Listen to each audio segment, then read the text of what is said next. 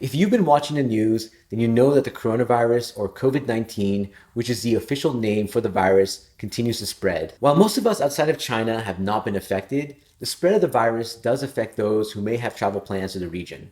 Hey, how's it going everyone? It's Ernest from Trip Astute. In this video, I'm going to cover what you should do if you have an upcoming trip that is affected by the coronavirus and share some general tips to stay healthy while traveling.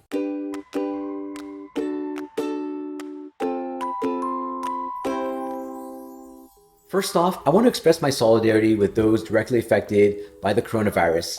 I can only imagine how scary and frustrating it must be, and I empathize with those who are in or close to the epicenter of the outbreak. Secondly, I want to say that while the coronavirus is spreading and is considered a major health threat, it's important to have some perspective on it, especially for those of us in areas that haven't seen an outbreak. According to the CDC, more people are infected every year by the influenza virus, also known as the flu. During the 2018 to 2019 flu season, the CDC estimated that 35.5 million people were infected with the flu and over 34,000 people died in the US. And it wasn't even a severe flu season. I say all this because there's a lot of fear and anxiety generated by all the news of the coronavirus. And while I don't disagree that it's a serious medical threat, it's important to understand that the common flu is more likely to cause harm and disrupt your travel. Of course, it's what we don't know about the coronavirus that makes it so scary. Scientists are learning more about the virus every day, including effective treatments, but not knowing how the virus is mutating or exactly how it spreads makes people uneasy, and I don't blame them. So what if you have a trip planned in the near future to China or other areas experiencing cases of the coronavirus? Should you cancel your trip?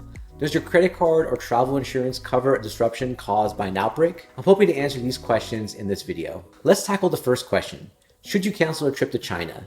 The answer is yes. I would avoid a trip to China or even one that routes through an airport in China. Part of it is because the State Department has issued a level 4 do not travel advisory for the country. Secondly, if you do travel to China, you're likely going to have issues entering other countries or even returning back to the US without additional screening and potential quarantine. For me, it's just not worth the risk and hassle. Some of you might be less risk adverse, but if you want my honest opinion, I don't think you should travel to China right now. If you're in this situation or even have a trip just a few weeks away, you could wait to see if the virus is better contained, though I would suggest contacting the airlines to see what can be done. Rather than just canceling or forfeiting your trip, you may have to pay a change fee or cancellation fee. Though many of the major airlines have suspended or reduced their flight service to China, so it's likely that the airlines will work with you. You might also consider redirecting your flights somewhere else for now while the outbreak stabilizes. Since many of you that watch this channel are avid travel credit card users, you should be aware that most credit card and travel insurance policies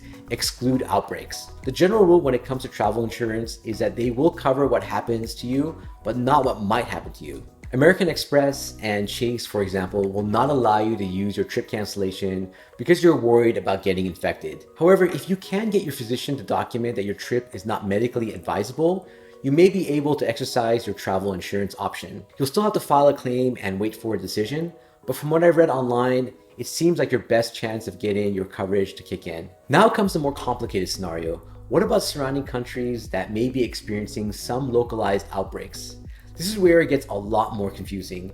The answer for this situation is it depends. For example, with some new cases being detected in areas like Southeast Asia, I know a lot of travelers are worried about it. In fact, just this week, an American passenger from a cruise ship that deboarded in Cambodia was found to be infected with the coronavirus when attempting to connect to another flight in Malaysia, meaning that they may have accidentally spread the virus while in the country. Again, it depends on how risk averse you are with your travels. If it were me, I would probably avoid underdeveloped areas that seem to be experiencing outbreaks. Most of the developed countries in the region have the infrastructure and protocols in place to screen for the virus and quarantine if necessary. But I'm less confident about some developing countries that may just lack the infrastructure and organization to control the situation. I know the risk of contracting the virus is low, especially if you're traveling outside of China. However, I worry that if an outbreak worsens, then you may have problems re-entering your country of origin or face a quarantine. That being said, I have a friend right now who's traveling in Japan and doesn't seem to be affected at all. If you decide that you don't want to travel to your destination, it may be harder to get a refund on a flight. Though there is a possibility of changing flights, also keep in mind that you can often cancel flights if your itinerary has changed, especially if the schedule shifted by more than 2 hours. The rules are different for every airline, so you'll want to research your airline's policy and see if others have similar experiences and data points to share online. Lastly, if you're scheduled for a cruise, you're more than likely safe. There's a lot of coverage of cruise ships in Asia with infected passengers, which might lead you to believe that cruises are dangerous. However, when you consider how many people take cruises every year and the number of cruise ships out there, it's safe to assume that cruising is safe. And if you happen to be scheduled for a cruise in Asia, then you might want to contact the cruise operator to see what precautions are in place. Cruise companies seem to be well prepared for these types of situations. Also, many ports in Asia are turning away cruise ships, so I wouldn't be surprised if companies decide to refund or reschedule passengers onto trips elsewhere. And if you're still traveling or planning to travel and wondering how you can reduce the risk of infection, here are some tips to keep in mind. Number one, consider booking fully refundable tickets. While this is usually not the most cost-effective solution, it might be worth considering if you're planning a trip in the next couple of months. I don't typically recommend booking these types of tickets because of the price, but in this scenario, it might be worth the extra cost. And if you happen to be flying business or first class, you'll likely have an easier or less expensive experience trying to change your flight. It varies by airlines, but most major airlines will allow business and first class passengers to change their flights for free or for a lower price than economy passengers. It might be something to consider if you're debating between an economy or more premium class seat. Number two, don't wait until the last minute to change or cancel plans. If you think you'll need to alter your travel itinerary, I would do it sooner than later. You'll likely find more options available, especially if you decide to reroute your trip to another destination. Number three, practice good sick hygiene and sanitation. Airports and airplanes aren't the cleanest places in the world, so make sure you wash your hands often and cover any coughs and sneezes. It probably goes without saying too, but you'll want to avoid touching your eyes, nose, and mouth to reduce the chance of infection. Also, you probably don't need to wear a face mask. Most doctors seem to be in agreement that just washing your hands is the most effective way to reduce infection. I personally like to also wipe down my tray table, headrest, and armrest with sanitizing wipes when I get to my airplane seat. It might be overkill, but I've been doing it for years, and I just want to minimize the chance of getting sick when traveling, especially when I'm using precious vacation time from work. Also, the wipes come in handy whenever I visit a public bathroom where there isn't running water or soap. Number four, get up to date with your immunizations. Again, you're much more likely to contract the flu when traveling, so I think it's a no-brainer to get the flu shot every year, especially if you're a traveler. Even if it doesn't guarantee that you'll be 100% resistant to the current strain, it's been shown to help those that contract some version of the influenza virus with their recovery. And if you're traveling to a developing country, make sure you review the recommended immunizations. Some of the immunizations require a lead time to be effective, so you'll want to plan accordingly. I recommend visiting the CDC website and seeing what immunizations are necessary and talking to your doctor about any potential risks. Number five, sign up for the Smart Traveler Enrollment Program, also known as STEP.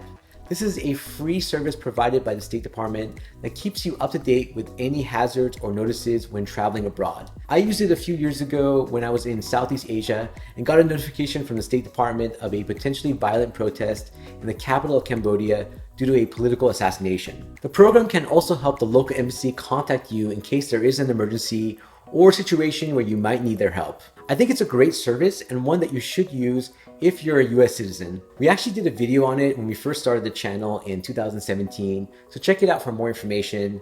If anything, you might get a good laugh from how rough the video looks when compared to where we are now after years of experience. I honestly can't even watch our old videos without cringing. Again, I don't want to freak anyone out with this video. This isn't the first time we've seen an outbreak affect travel. Even just a few years ago, a lot of travelers were worried about the Zika virus in tropical locations with mosquitoes. Now it seems like no one is talking about it. I expect that the coronavirus will eventually be contained as well, and that scientists will find standardized, effective treatments for the virus. Though if you're someone who has an upcoming trip that is affected by the outbreak, I empathize with your situation, but I encourage you to see it as a potential opportunity to travel somewhere that is less of a threat. I know it's cliche, but traveling isn't about the destination, but instead the journey. Okay, I know that was super cheesy, but it's true. Have your travel plans been affected by the spread of the coronavirus or another outbreak? If so, how are you dealing with the situation? Please share your experience in the comment section below. We hope you enjoyed this video and found it useful. If so, please give us a thumbs up and consider sharing the video with others. It may not seem like much, but it really helps us with growing our channel and community. As always, we appreciate you checking out our channel and video. Until next time, travel safe and travel smart.